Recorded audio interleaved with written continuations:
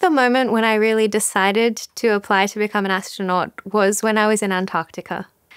Every week, I had to go and walk to this tower that was about 1 kilometer away from the base, and it's 45 meters high.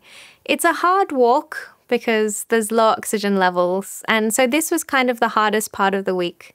But it was also the best part of the week because my colleague and I would take off our headlamps and we would just let our eyes adjust to the darkness. And so we would watch the stars, just let our eyes get used to the stars. And it was like we were blanketed inside them. And if it was a moonless day, you have to know that it's the polar night. So there are 100 days where the sun doesn't rise. So if it was a moonless day, we could actually see our shadow in the light of the Milky Way. And so you can imagine how inspiring that was. And here I am in Antarctica being the custodian of people's experiments. People have put their life's work into these experiments but can't be there to implement them themselves. And I'm there doing it. And that's what astronauts do on the International Space Station. So in that moment, I thought, that's what I want to do next.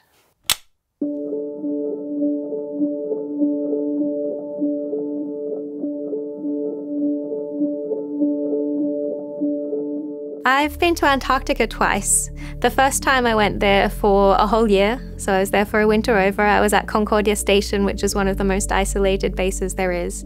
And then, just for fun, I went back again for a summer season for 3 months in the middle of COVID. Again, I was working, but it was a lot of fun. I think probably a surprising thing about being in a winter over in Antarctica is that you do get bored. Because there's only so much time that you spend on your activities, on your work. And once they're out of the way, well, there's not a lot that you can do. It's not like being in a city where you can go out. You can't really just decide to go outside without a lot of preparation. And if you do, you're not really going out there to do leisure activities. You're going out there to work. So you have to find things to do. And I knitted little animals for my colleagues for their birthdays, made music. I really enjoy singing, so my colleague and I made some songs together. Filling in that time, and the boredom was a surprise factor, I guess. The year is divided into summer and winter. During the summer season, there are lots of people on the base, up to about 90 or even 100 sometimes. During the winter, there are only 13 of you. And that winter is actually 9 months long, so the summer is only 3 months. And there are challenging moments in each of those. So I think the hardest part is probably in the middle of winter, in the middle of that darkness, when you haven't seen the sun for probably 50 days or so and it's starting to get you down. Another moment that's difficult is when the summer crew comes back again, because you're suddenly in the midst of people in an environment that you haven't been in for 9 months. You're very used to being with just those 13 people, and then suddenly there are these people that are coming to kind of invade your home. And so that's a challenging moment as well. And then when you get home, when you go into the wider world and suddenly you're in a shopping center or in a noisy restaurant or something like that, and suddenly there are even more people. So the adaptation back to normal life is quite difficult.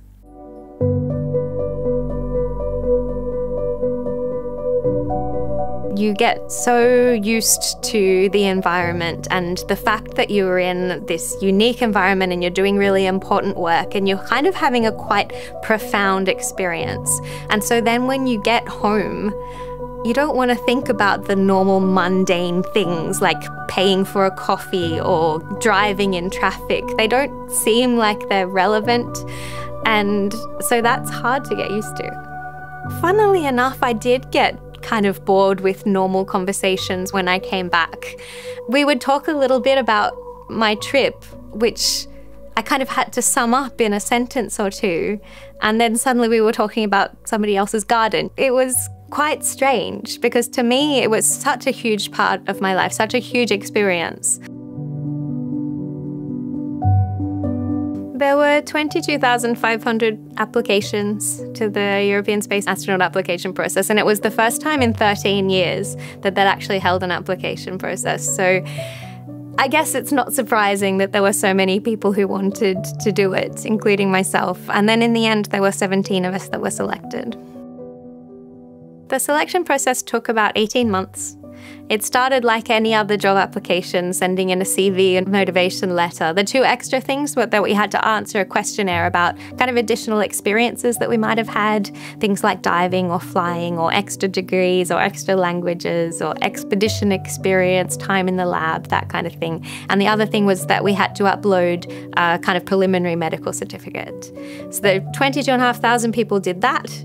And then they went down to about 1,400 people who they called through to the second stage of testing, which was computer-based testing, the kind that you might do if you're applying to become a commercial pilot. So they test you on things like maths and physics and logic, hand-eye coordination, and memory. There were some particularly difficult memory exercises, for example. Then from there was the psychological round. So we had a series of exercises in teams so that they could assess our teamwork, whether we could be both leaders and followers, for example. Pair exercises as well to test our communication, and also interviews both one-on-one and in a panel with psychologists, and questionnaires, lots of questionnaires as well. Then from there, they took us to the medical testing stage. After the medical selection phase, we went through to a panel interview. Just like any other job application, it's a panel interview with the people who are relevant to the role, HR, astronauts in this case, head of the astronaut center. And it wasn't even a particularly long interview. It was an hour and a quarter, something like that. But I did find it to be a tough interview. They really pushed. So any time that they thought that you were in your comfort zone, they took you right out of it and got you to speak about something completely different. And it wasn't just about hypothetical situations that you might encounter on the International Space Station. There were those, but there were also questions that you might get from children or from journalists or even from politicians. So it was really quite wide-ranging. Finally, there was an interview with the Director General of the European Space Agency so that he could make his final decision.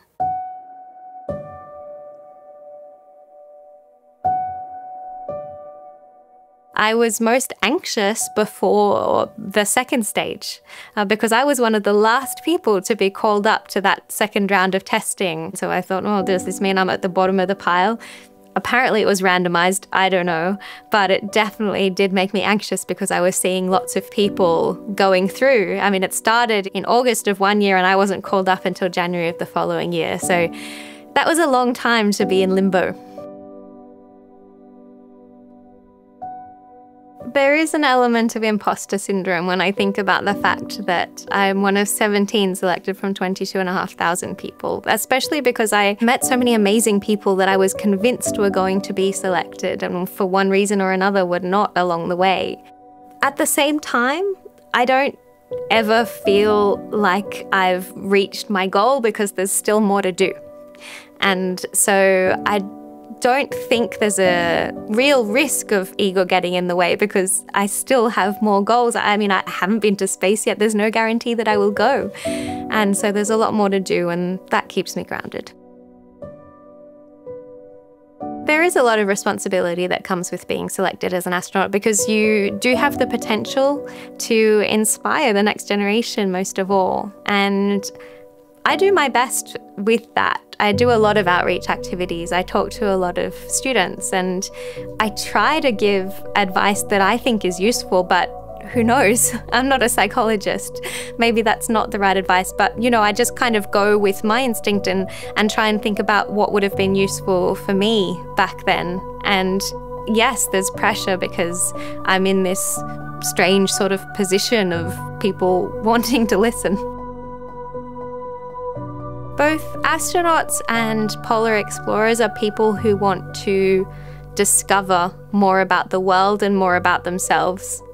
And so they have to have this drive, this curiosity, this desire to challenge themselves. I've never thought about what contribution I personally can make by going to space, going to the International Space Station, for example.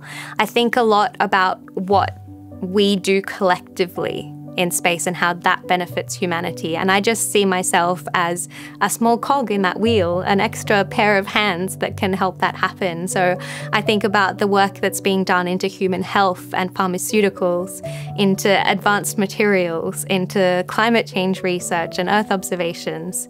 And I just want to be part of that.